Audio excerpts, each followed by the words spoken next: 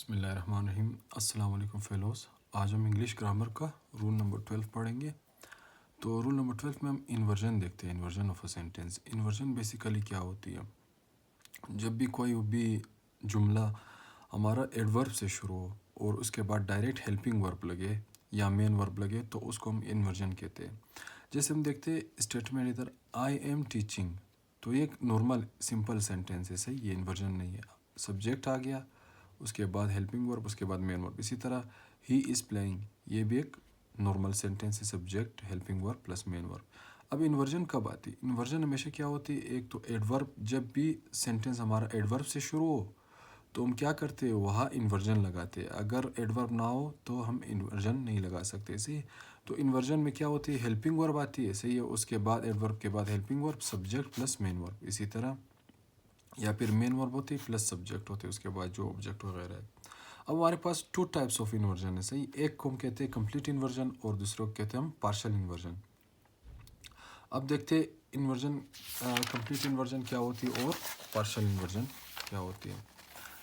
जब भी हमारा सेंटेंस एडवर्ब के बाद अगर मेन वर्ब आ जाए, उसके बाद सब्जेक्ट और जो भी ऑब्जेक्ट वगैरह है, तो वो हमारे पास क्या होती है, कंप्लीट इन्वर्जन होती है, सही है। जैसे एडवर्ब आ गया, मेन वर्ब आ गया, उसके बाद सब्जेक्ट, सही है। जैसे हियर कम्स द किंग, अब हियर ये हमारे पास क्या है, एडवर्ब है। एडवर्ब क्या होती है, जो हमारे पास वर्ब के बारे में या एडजेक्टिव या इन अदर एडवर्ब के बारे में बताती है, सही। उसके बाद कम्स मेन वर्ब आ गया, उसके बाद द सब्जेक्ट किंग आ गया, द किंग आ गया, सही। सब्जेक्ट है हमारे पास, ये हमारे पास है कंप्लीट इन्वर्जन, सही है। कंप्लीट इन्वर्जन में हमारे पास हेल्पिंग वर्ब नहीं होती है। इसी तरह पार्शियल इन्वर्जन, पार्शियल इन्वर्जन उस इन्वर्जन को हम कहते हैं जब भी एडवर्ब के बाद हमारे पास डायरेक्ट हेल्पिंग वर्ब आ जाए, मेन वर्ब ना आए। हेल्पिंग वर्ब अगर आ गया तो हमारे पास क्या है, पार्शियल इन्वर्जन है। उसके बाद सब्जेक्ट, जैसे इधर डज ही, अब ये इधर आ गया, ये हमारे पास एडवर्ब है, उसके बाद डज ये हेल्पिंग वर्ब है और ये हमारे पास क्या है, सब्जेक्ट है। अब हम कुछ एग्जांपल्स देखते हैं। My students are working very hard, अब ये देखिए नॉर्मल सेंटेंस है, क्यों? क्योंकि एडवर्ब से स्टार्ट नहीं हुआ है बल्कि सब्जेक्ट से स्टार्ट हुआ है, तो ये नॉर्मल है। I have never seen such a beautiful place, अब ये भी एक normal sentence, subject helping verb, फिर उसके बाद एडवर्ब मेन वर्ब आए, ये बिल्कुल एक नॉर्मल स्टेटमेंट है, नॉर्मल सेंटेंस है। इन्वर्जन में क्या होता है, इन्वर्जन में मैंने कहा था कि in case of inversion we start a sentence with the helping verb instead of subject, बल्कि हम इन्वर्जन में हमेशा हेल्पिंग वर्ब से स्टार्ट करते हैं।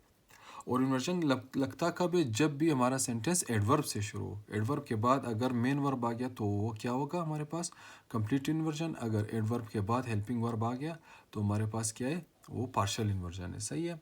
अब स्ट्रक्चर देखते हैं हम, helping verb plus subject plus या मेन वर्ब जो भी है, सही है। अब इधर देखें example, never have I seen such a beautiful place, अब ये हमारे पास क्या है, इन्वर्जन है, क्यों? एक तो एडवर्ब से शुरू हुआ है, उसके बाद हमने इन्वर्जन लगाया, हेल्पिंग वर्ब आ गया, उसके बाद जो है सब्जेक्ट आ गया। हमेशा जब भी इन्वर्जन हम लगाते हैं तो सब्जेक्ट जो है वो हेल्पिंग वर्ब या मेन वर्ब के बाद आती है, सही, पहले नहीं आती है। इसी तरह रियरली डिड ही गो दियर, अब देखो रियरली ये एडवर्ब है हमारे पास, ये हेल्पिंग वर्ब आ गया, उसके बाद ये सब्जेक्ट आ गया, सही है। इसी तरह seldom have I seen such a beautiful view, अब ये सेल्डम हमारे पास क्या है, एडवर्ब है, उसके बाद हैव आ गया हेल्पिंग वर्ब, उसके बाद सब्जेक्ट आ गया, ये हमारे पास है इन्वर्जन। अब जैसे मैंने कहा, जब भी जुमला एडवर्ब से शुरू हो तो हम एडवर्ब के बाद हेल्पिंग वर्ब लगाते हैं, सब्जेक्ट नहीं लगाते, सही। अगर जुमले हेल्पिंग वर्ब से शुरू हो तो इन्वर्जन नहीं होगा। अगर ये जुमला डायरेक्ट डिड से या हैव से शुरू होता, सही है, या इधर हैव से शुरू होता तो ये इन्वर्जन नहीं होता, बल्कि इन्वर्जन कब लगाते हैं हम, जब भी एडवर्ब शुरू में आ जाए सेंटेंस के, तब भी हम इन्वर्जन लगाते हैं, सही। इसी तरह मज़ीद कुछ एग्जांपल्स देखते हैं। हियर कम्स द किंग, अब ये हियर एडवर्ब आ गया, कम्स ये मेन वर्ब आ गया, द किंग सब्जेक्ट आ गया, ये हमारे पास कंप्लीट इन्वर्जन है। दियर गोज ऑल आवर मनी, अब देखो दियर गोज, दियर हमारे पास एडवर्ब है, मेन वर्ब गोज आ गया, ऑल आवर मनी सब्जेक्ट आ गया। अब एक कुछ एडवर्ब है जिसके बाद हम व्हेन या देन लगाते हैं, सही। जैसे नो सुनर, नो सुनर के साथ हमेशा हम क्या लगाते हैं, देन लगाते हैं, देन, सही है। हार्डली, रियरली, स्कैर्सली, बेयरली, इनके साथ हमेशा हमने क्या लगाना है, वेन लगाना है, सही, वेन लगाते हैं ज़रूर। इसके बाद एग्जांपल देखते हैं। No sooner did I enter the class then it began to rain. सही हो गया। अब नो सुनर ये हमारे पास क्या है, एडवर्ब है। उसके बाद मैंने हेल्पिंग वर्ब लगाया क्योंकि इन्वर्जन में हमेशा एडवर्ब के बाद हेल्पिंग वर्ब लगाते हैं। I enter the class then आ गया, ऐसे ही देन इट बिकम देन। अब देखिए इधर, hardly I enter the class when it began to rain.